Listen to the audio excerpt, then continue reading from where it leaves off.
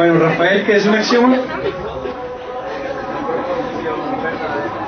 Una proposición que doy por verdadera. No voy a discutir si es verdadera o no, sencillamente asumo que es verdadera. Pues vamos a definir los axiomas. Pero lo que me va a interesar es esa colección de teoremas que serán unos axiomas y otras cosas que obtenga a partir de los axiomas. Entonces, ¿cuáles son los axiomas de mi sistema MG? Si X es una cadena de guiones, ojo, solo guiones, un número arbitrario de guiones, puede ser 0 guiones, ¿sí? Una cadena, recuerde que tenemos cadenas vacías, ¿cierto, Rafael? Tenemos cadenas vacías. Tenemos cadenas de guiones con un guión, 2 guiones, 3 guiones, los que queramos. Tenemos X guiones, X es una cadena de guiones. Entonces X, M-GX- es un axioma. ¿Ya lo notaron? Escríbanlo ahí. Parece muy complicado, pero en menos de nada Rafael nos va a decir cuál es la idea detrás de este axioma.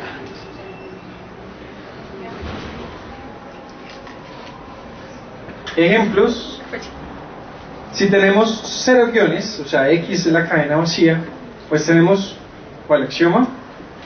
M-G-. Es decir, tomamos esto y X es la cadena vacía, es decir, lo quitamos. M-G-. Ese es un axioma. Si pensamos que X tiene 2 guiones, pues tenemos otro axioma. Pero aquí no hay ninguno con 2. No hay ejemplo de X con 2. Hay ejemplo de X con 1. X es un guión. Ahí está el axioma. Y X puede ser 3 guiones. De 2 guiones también. Lo que pasa es que no lo escribe acá. Pero ese también es un axioma. Ahí tenemos esos axiomas. Entonces lo que nos va a interesar es sencillamente escribir guiones entre M y G. Se reduce mucho el tipo de cosas que escribimos. Dime. Pregunta, ¿qué papel juega M y G? O sea, ¿qué es? Si X es la variable de la cadena. X son guiones. O por aquí. Ya vamos a ver, ya vamos para allá. ¿Y No te me M y G? afanes. No sé. Paciencia. M y G. En este momento, como estamos en sistemas formales, ¿qué es M y G? Letras. ¿Qué son los guiones? Símbolos, letras, lo que sea. En este momento no me importa, porque estoy haciendo sencillamente pensamiento formal. Pero ya vamos a darle más sentido a esto. No se preocupen, ya vamos para allá. Bueno, esos son los axiomas. Entonces necesitamos axiomas, pero necesitamos reglas mediante las cuales podamos deducir. Y aquí está la regla del sistema MG. Tomemos a X, Y, Z como cadenas de guiones. Cadenas de guiones.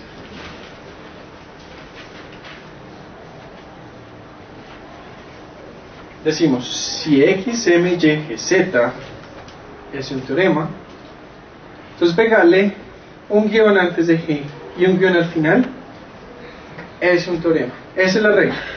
Es la regla, así en abstracto. Tengo un número de guiones acá antes de M, tengo un número de guiones entre M y G, y tengo un número de guiones después de G. Si eso es un teorema,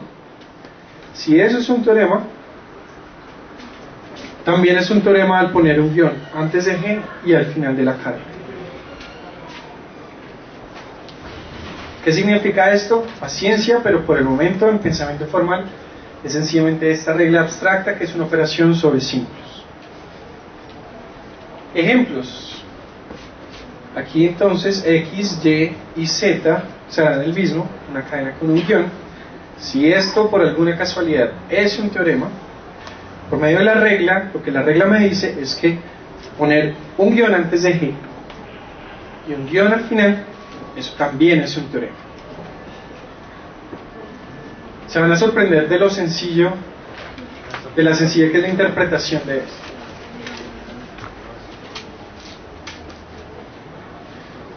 Otro ejemplo de la regla, a partir de MG, en este caso X, Y y Z son la cadena vacía, pues se obtiene, si esto llegara a ser un teorema, obtengo un teorema al poner un guión antes de G y un guión al final. De eso se trata esa regla. ¿Está clara la regla o miramos un par de ejemplos más? Rafael, ¿está claro? ¿No entiendes?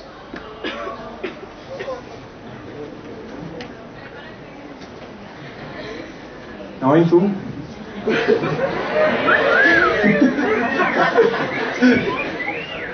Veamos otro ejemplo.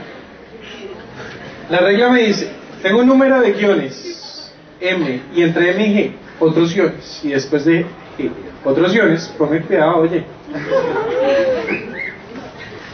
Otra vez, tengo X número de guiones M, entre M y G tengo Y número de guiones y después de G Z número de guiones. ¿Qué es lo que me dice la regla? Si esto es un teorema, si eso es un teorema, por alguna loca razón he mostrado que eso es un teorema, entonces construyo un nuevo teorema. ¿De qué manera construyo un nuevo teorema? Recuerden que es sencillamente una operación sobre símbolos. ¿Cómo construyo ese teorema? Poniéndole a esa misma cadena, pongo un guión antes de G y un guión al final. Eso es todo. Eso es todo, no hay que meterle más teoría a eso. Es una operación sobre símbolos. De eso se trata. Otro ejemplo, si él les va a mostrar que esto es un teorema, entonces tengo dos guiones, una M, un guión, G y un guión, construyo otro poniendo un guión acá y un guión al final. Ahí están en rojo, entonces los guiones nuevos que ponemos. Dime.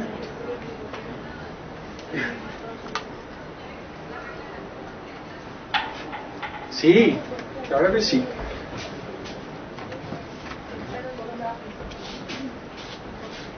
En ninguno de los ejemplos que está acá, buen punto, en ninguno de los ejemplos que está acá, ese es un teorema.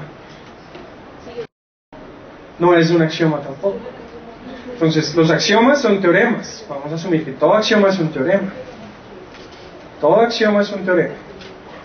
Y a partir de los axiomas, mediante la regla, vamos a empezar a construir teoremas. Lo que pasa es que la regla también es importante darse cuenta de esta hipótesis. Si asumo que esto de acá es un teorema, puedo decir otro teorema. La regla es ciega respecto de si ya me dieron un teorema o no. La regla es si usted lo que me dio es un teorema, construyo otro teorema. Por eso estoy dando ejemplos donde parto de algo que no es un teorema. Por supuesto, lo que obtengo acá no es un teorema. ¿Por qué no? Porque esto no es un teorema. Excelente. Esa es la idea que yo quería capturar acá. Dime. ¿Perdón? Es un no teorema.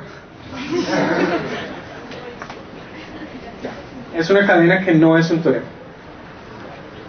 Así de sencillo.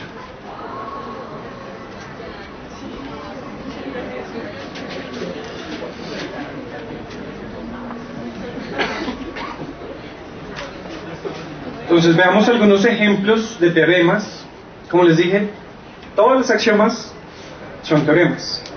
Entonces en este ejemplo, el primero acá es un axioma.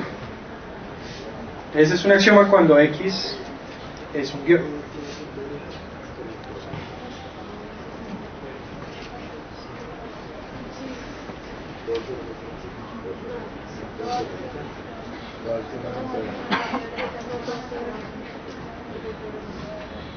Si a ese axioma le aplicamos la regla, ¿qué hacemos? Ponemos un guión antes del G y un guión al final. Ese es un teorema también.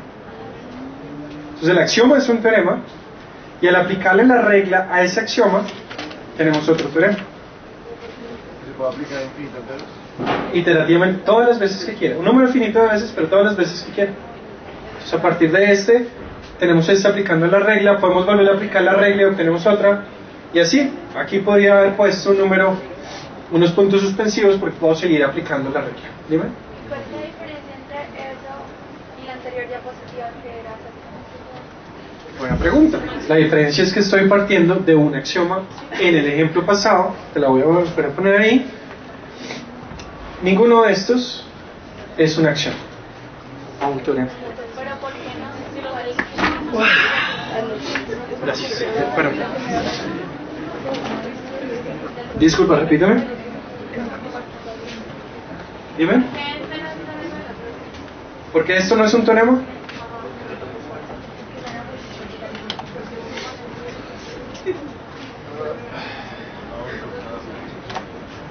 Axiomas. Tengo una condición muy clara que me dice cuáles son los axiomas.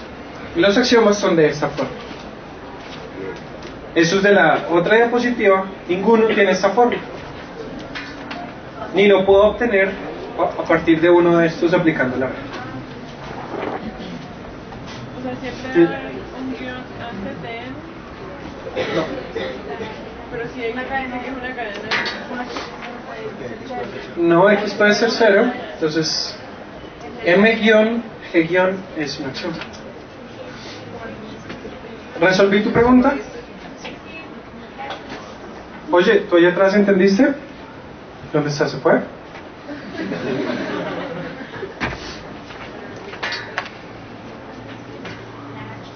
Bueno, entonces a partir de axiomas obtenemos teoremas. ¿Cómo? Pues cada axioma es un teorema, pero aplicando la regla un número finito de veces, las veces que yo quiera, sobre un axioma obtengo un teorema. Bueno, hasta ahí no hay nada realmente nuevo, excepto esta noción de axioma y teorema. Y ahora metemos otro concepto nuevo que se llama la interpretación. Importantísimo para el problema de la rúbrica. Una interpretación. Entonces, por un lado estamos en pensamiento formal, en donde sencillamente estamos operando mediante reglas sobre símbolos abstractos. ¿Dime?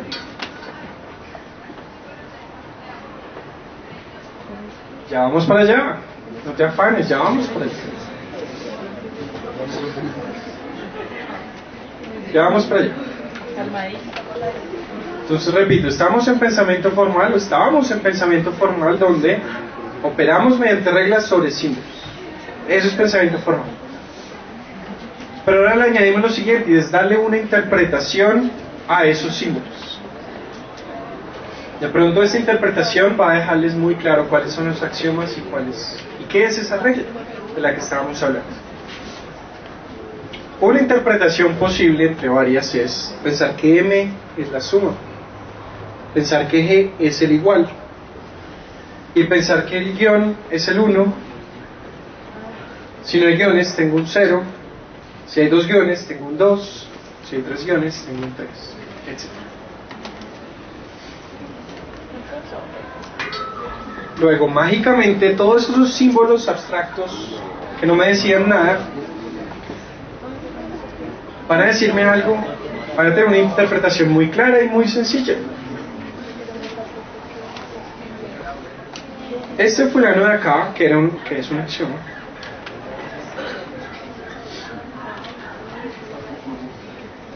mediante esa interpretación significa esto. 1, ¿cierto? Un guión lo traduzco por 1. El M lo traduzco por el más, 1 por un guión, el G por el igual, y pues 2 guiones lo traduzco por el 2. Voy a volver una diapositiva en donde muestro cuál es la interpretación. M, el igual. G, calma. M, el más. G, el igual. Si tengo un guión, lo traduzco por 1. Si tengo 2 guiones, por 2. 3 guiones, por 3, etcétera. Si le aplico esa interpretación a mis enunciados, incluso a mis axiomas, lo bonito es que voy a tener enunciados verdaderos en la aritmética.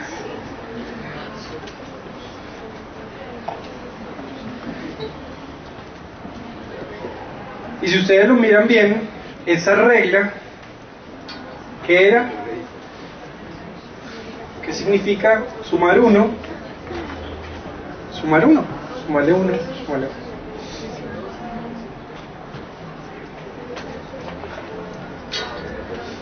Arranco de aquí, aplico la regla.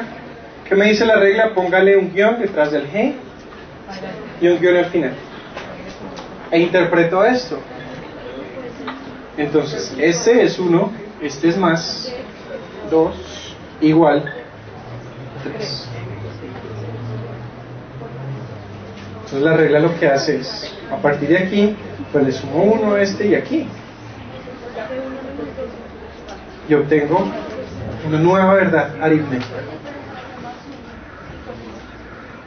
Eso es lo que se llama una interpretación. A partir de unos símbolos por ahí abstractos, los interpreto, en este caso en el dominio de la aritmética, obteniendo verdades aritméticas. Todos los axiomas, todos los teoremas de ese sistema de MG, así en abstracto, van a corresponder a verdades aritméticas.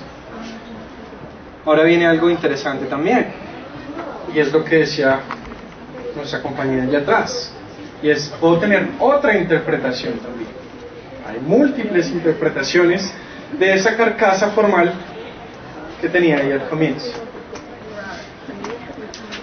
Por ejemplo, interpreto la M como el igual. Yo estaba interpretando antes la M como ¿qué? Con más. Ahora digo, no, interpretemos la M como igual. Pero entonces, ¿cómo interpreto la G? La G como restado de. Y dejo el resto igual. Un guión como 1, 2 guiones como 2. Y veamos qué obtengo.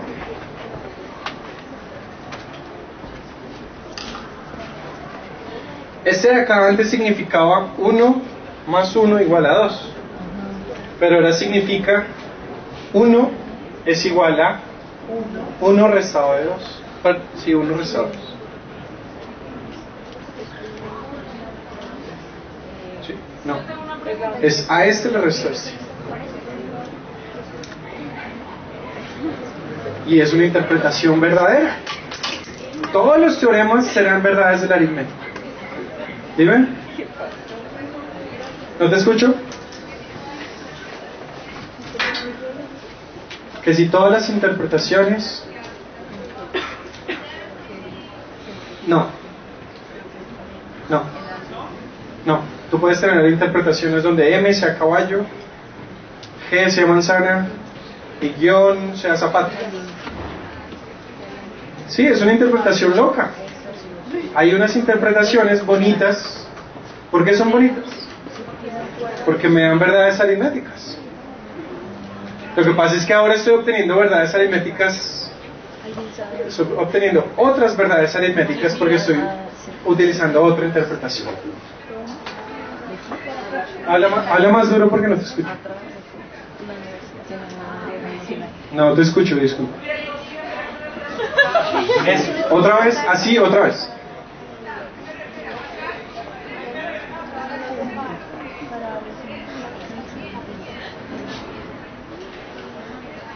Sí. ¿Para qué te sirve? Para nada. Para pasarla rico. ¿Ya?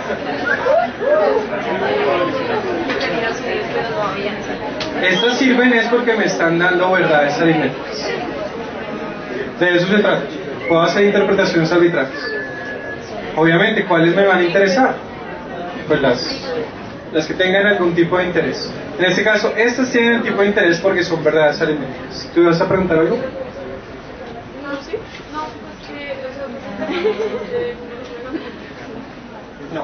No tengo números negativos.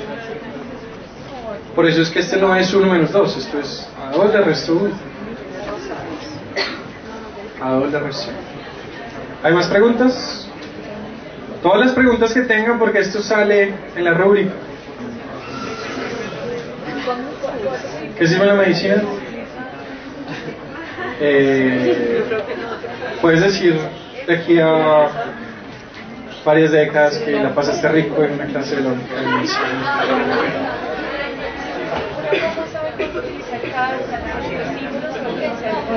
Esa es una elección que tú haces dependiendo de la motivación que tengas. No hay algo que te diga previamente cuál es. Lo que te dice previamente es cómo lo voy a fijar. Pero ¿para qué se aplica? Esto, digamos que no tiene una aplicación, ustedes no van a diagnosticar una enfermedad con esto, no van a hacer algo. Pero sí es una parte importante de nuestro pensamiento. Antes de llegar allá, ¿cuál es tu pregunta?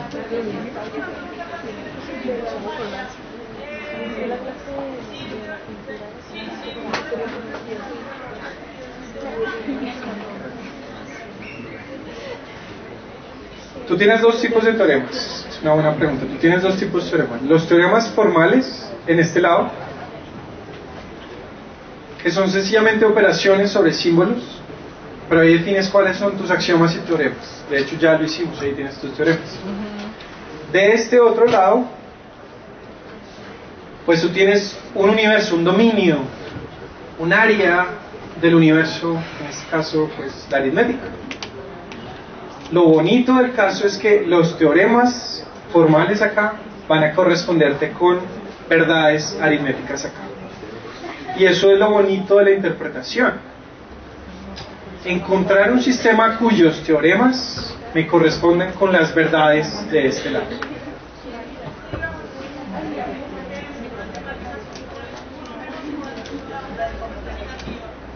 No lo puedo representar en este sistema. Ese es el límite de mi sistema. Se sale de mi sistema. Tendría que construir otro sistema para tratar de representarlos. Entonces, iba a esa moraleja. Como les digo, no es una aplicación práctica en medicina. Por supuesto que no, estamos hablando de lógica. Pero no todo lo que hagamos acá tiene que ser inmediatamente aplicado, inmediatamente práctico. Estamos abriendo nuestras mentes, estamos entrenándonos en una empresa científica. Si fuera solamente a llegar y poner cositas, estaríamos en otro lado. Esto es una ciencia. Y aquí hay algo bonito, y es que en la ciencia lo que hacemos es, nosotros tenemos el mundo, podemos pensar que lo tenemos en parcelas, de pronto no son claras esas parcelas, pero algo importante es que ese mundo no es del todo claro para nosotros. Nosotros no, solamente por ver, no entendemos el mundo. Una manera de entender el mundo es hacer sistemas formales que me permitan entender algún aspecto de alguna parcela del mundo. Pueden ser distintas parcelas del mundo. Ese es el punto que uno de los puntos que estoy mostrando, que puedo tener distintas interpretaciones. Pero la idea es que mediante ese sistema formal yo pueda interpretar algo acá que no conozco del todo. El sistema formal es una herramienta para conocer aspectos del mundo. Por supuesto, se aplica más, de una manera más bonita y más efectiva en las matemáticas, pero hay otras aplicaciones en la física. Entonces vuelvo a apelar a dos conceptos que había enseñado antes. ¿Por qué es una buena herramienta para entender cosas? Porque mediante el modelo yo tengo certidumbres, muchas certidumbres. ¿Cuáles? Pues operando simbólicamente los teoremas que lograba sacar mediante esa operación simbólica. Y yo quiero ganar algo de entendimiento sobre mi objeto de investigación sobre el cual tengo incertidumbre.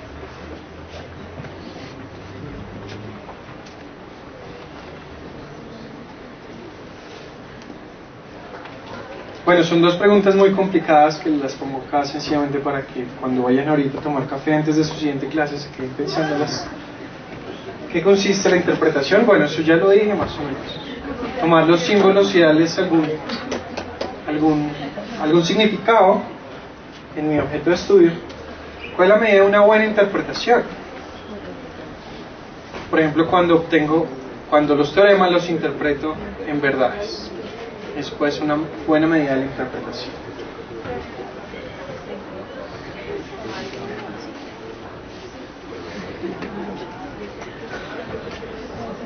Bueno, ahora vamos, dime.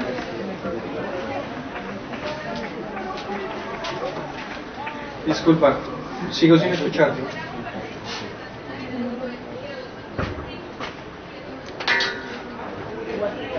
De acuerdo, pero no es un axioma del sistema MG. O sea, no hay un axioma en MG que sea _, M, G y 5 guiones. Tú vas a tener como axioma _, M, G y 4 guiones. Ese sí será un axioma de MG.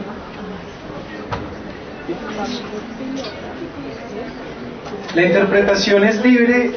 Buena pregunta también. La interpretación que es coger los símbolos, no escoger los teoremas, escoger cada símbolo y darle una interpretación. Fíjate cómo lo presenté yo. Al símbolo M lo interpreté como el más. En otra interpretación lo puse como el igual. Pero estoy cogiendo un símbolo, cada uno de los símbolos, y a cada uno de ellos le doy la interpretación. Y después leo la interpretación de todo lo grande a partir de la interpretación de los símbolos. ¿Sí es claro? ¿Respondí tu pregunta? ¿La interpretación qué? Disculpa, no te escuché. Y los guiones. La M, la G y cada guión o conjunto de guiones. Sí, o sea, si tú tienes guión, guión, M, guión, guión, G y 5 guiones, ¿cuál es la interpretación de eso? 2 más 2 igual a 5. Esa sería la interpretación. Lo que pasa es que ni es verdadero en la aritmética, ni es un axioma de M, pero esa sería la interpretación. Exactamente. La interpretación, esa sería la interpretación. O sea, he interpretado correctamente, pero no he pasado de un teorema a una verdad.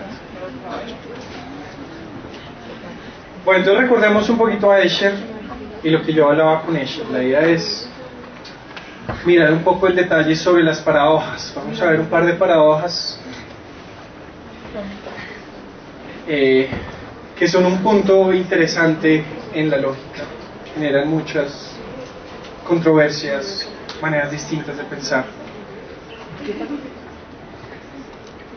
Para hacer la presentación de la primera paradoja, pues ya que estamos en el tema de la interpretación, voy a valerme de la interpretación, de una interpretación, para hacer la explicación de lo que se conoce como la paradoja del mentiroso. Es una interpretación de la paradoja del mentiroso.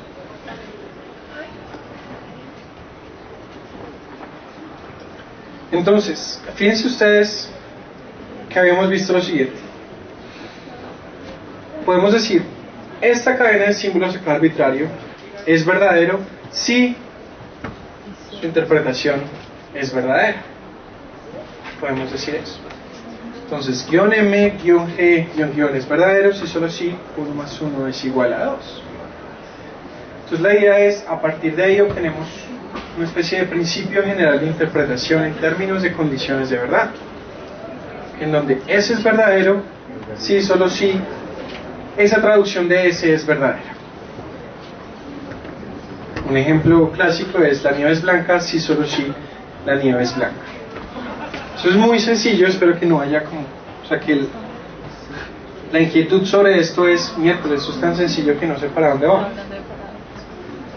Bueno, vamos para paradojas y vamos a utilizar eso. Recordemos que es una paradoja, espero que ya lo tengan ahí claro, es una conclusión sorprendente que contradice un cuerpo de conocimiento aceptado. ¿Y cómo obtengo esa conclusión? A partir de un argumento. Entonces, para explicar la paradoja del mentiroso, necesito explicar algo que se llama la autorreferencia. Y para hablar de autorreferencia, pues voy a explicar primero qué es la referencia y voy a hacerlo sencillamente mediante ejemplos. Por ejemplo, Venus, pero es la palabra Venus, por eso la coloco, la pongo entre comillas. La palabra Venus se refiere a qué? Al planeta Venus. La referencia es cómo esa palabra, esos símbolos se conectan con algo. En este caso conecto a Venus con el planeta Venus. Pero también lo puedo escribir como la palabra Venus se refiere a Venus. Estoy mencionando la palabra y después estoy usando.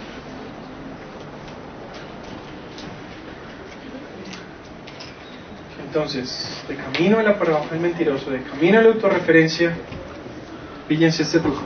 El enunciado 1 es verdadero. Este 1 de acá, ¿a qué se refiere? A este de acá, a ese de acá. Entonces yo a cada enunciado puedo darle un nombre, puedo utilizar ese nombre para referirme a ese enunciado. Esa es la referencia que me interesa.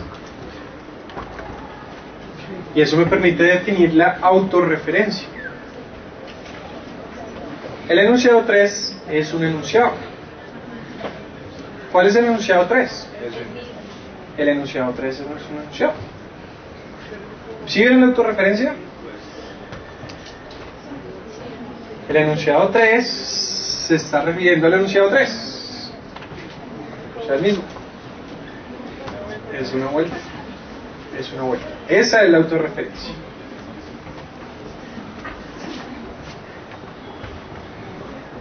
Si entendieron eso, entonces deben ser capaces de entender la paradoja del mentiroso, esta versión de la paradoja del mentiroso. La paradoja del mentiroso es el enunciado 4 y el enunciado 4 dice: el enunciado 4 es falso.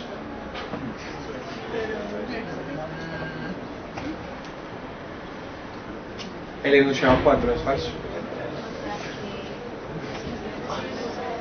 ¿Ya se marearon? ¿Sí vieron?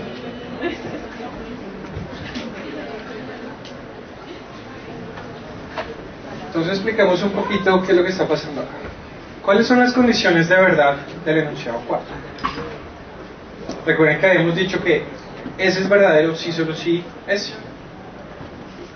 La aplicación es: el enunciado 4 es verdadero. Perdón, o sea, esto de aquí, ¿quién es? El enunciado 4. Es verdadero si solo si el enunciado 4 es falso. Porque él dice que es falso. ¿Cuándo es verdadero el enunciado 4 es falso? Si el enunciado 4 es falso.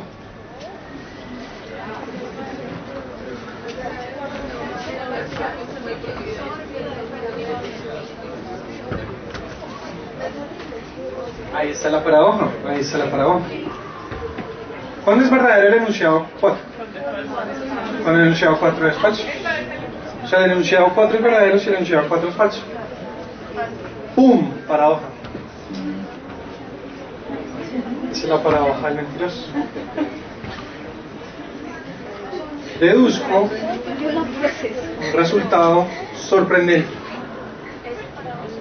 a partir de un cuerpo de conocimiento aceptado. Si todavía no saben qué está pasando es porque todavía están pasando, pero es verdadero, pues es que es falso. Pero eso es lo bonito del ejemplo. Deducir eso. ¿Cuándo es verdadero 4? Pues cuando es falso. ¿Y cuándo es falso? Cuando es verdadero.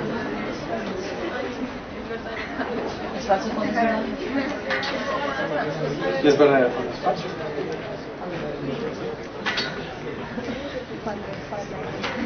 Bueno, veamos otro ejemplo de paradoja. Vamos a ver otras dos paradojas más. Esta paradoja se llama la paradoja del barbero y la hace uno de nuestros héroes que lo vimos presencialmente en la sesión pasada, Bertrand Russell, que es este viejito africanos.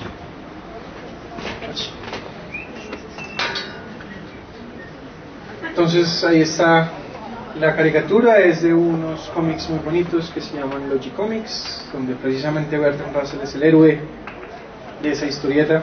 Pues es un libro así de grueso, no es como Condorito, es un libro bonito escrito en cómics sobre lógica. Me daría una satisfacción enorme, me sentiría completamente halagado si alguno de ustedes compra los Logicomics después de esta sesión para interesarse por esas cosas tan bonitas de lógica. No tengo acciones en la editorial, no hay motivaciones oscuras detrás. Entonces veamos, ahí está el cómic en inglés, veamos la lectura en español. Imaginen un pueblo con una ley muy estricta sobre la afeitada. Tenemos que meternos en la historia y meternos en estas reglas que nos está planteando el cuento. Imaginen un pueblo con una ley muy estricta sobre la afeitada. De acuerdo a ella, todo adulto debe afeitarse a diario. En ese pueblo todos los adultos se afeitan a diario. Todos los hombres adultos se afeitan a diario.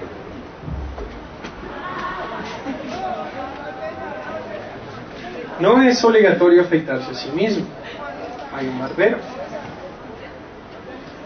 Para aquellos que no quieren afeitarse pueden ir al barbero.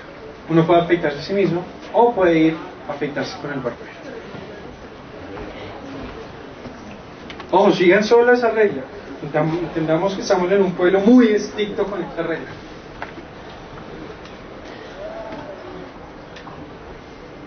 Esa regla es tan estricta que establece lo siguiente: el barbero afeita a todos y solo a aquellos que no se afeiten a sí mismos.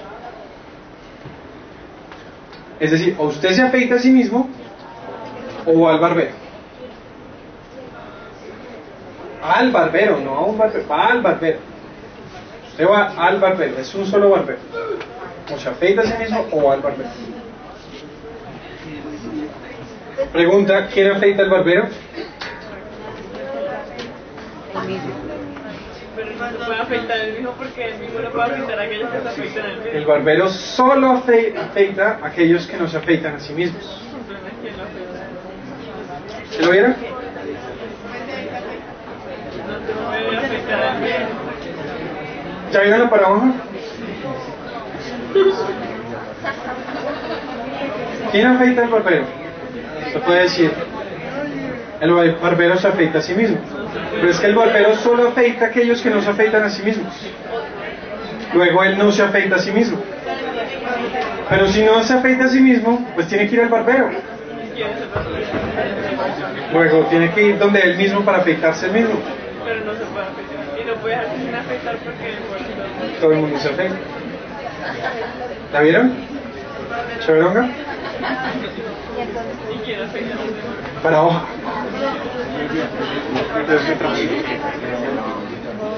Bueno, la última creo que les toca leer del monitor porque no se ve bien del video bien.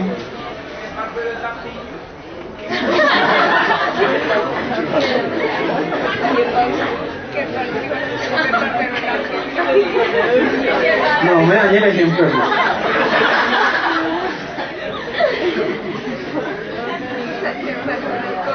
Se puede arreglar diciendo que así sea lampiño, se afeita el pocito de lo que tenga, lo que sea. Lo que sea se afeita.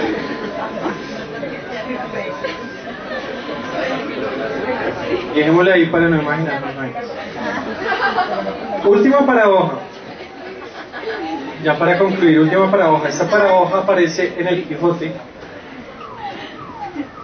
en una de esas escenas donde a Sancho Panza lo hacen el gobernador de un pequeño señorío. Entonces le damos toda la historia. Bueno, de la ínsula de Barataria. Dice así: cuando Sancho Panza era gobernador de la ínsula de Barataria, algunos jueces le presentaron el siguiente caso.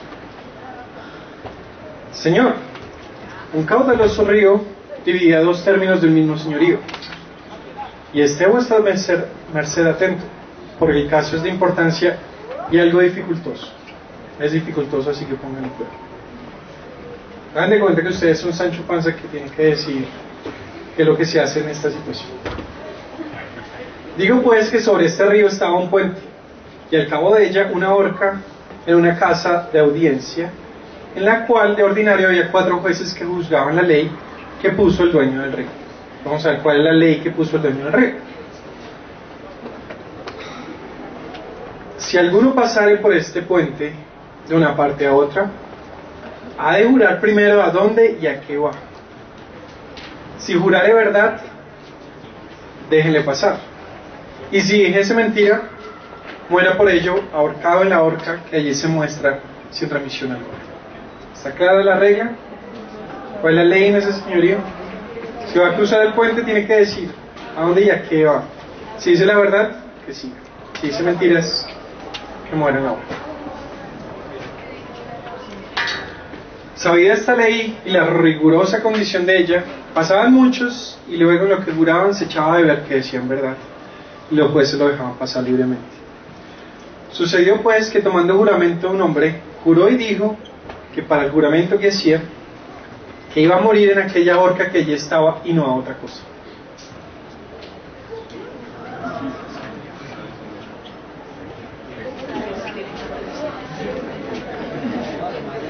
Paradoja.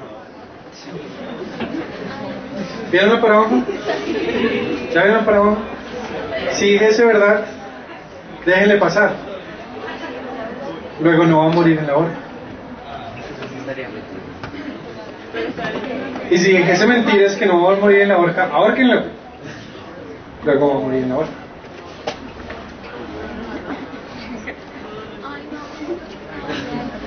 Bueno, Su compañero se los explica con un cafecito otra vez.